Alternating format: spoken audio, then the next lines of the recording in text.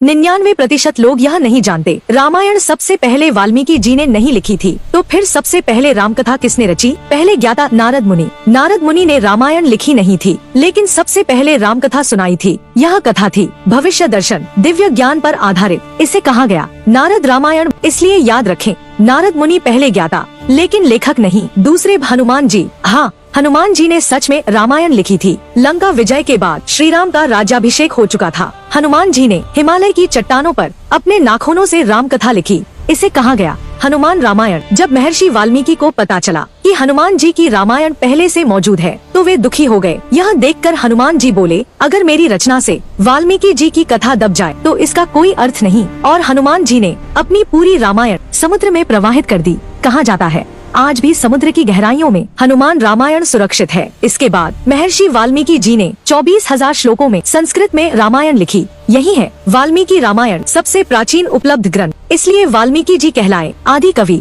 वाल्मीकि जी ने रामायण राम के राज्याभिषेक के बाद लिखी। स्वयं लवकुश को रामायण सिखाई और उन्होंने श्री राम के सामने इसका गायन किया। मान्यता है कि अगले जन्म में महर्षि वाल्मीकि ही तुलसीदास बने। हनुमान जी के त्याग से प्रेरित होकर पहले हनुमान चालीसा लिखी, फिर रामचरितमानस। अगर आपको यह रहस्य पसंद आया तो कमेंट में लिखें जय श्री राम, और ऐसे दिव्य रहस्यों के लिए सब्सक्राइब जरूर करें।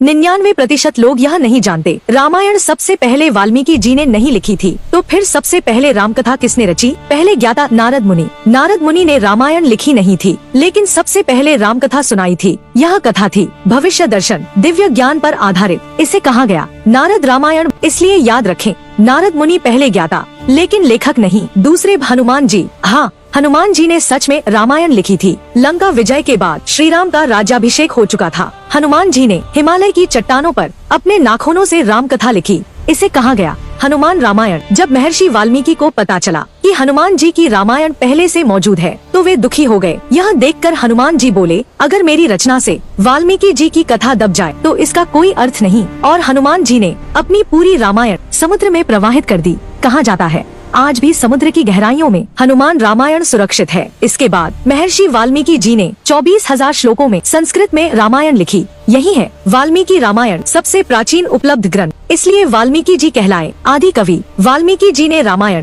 राम के राज्याभिषेक के बाद लिखी। स्वयं लवकुश को रामायण सिखाई और उन्होंने श्री राम के सामने इसका गायन किया। मान्यता है कि अगले जन्म में महर्षि वाल्मीकि ही तुलसीदास बने। हनुमान जी के त्याग से प्रेरित होकर पहले हनुमान चालीसा लिखी, फिर रामचरितमानस। अगर आपको यह रहस्य पसंद आया तो कमेंट में लिखें जय श्री राम, और ऐसे दिव्य रहस्यों के लिए सब्सक्राइब जरूर करें।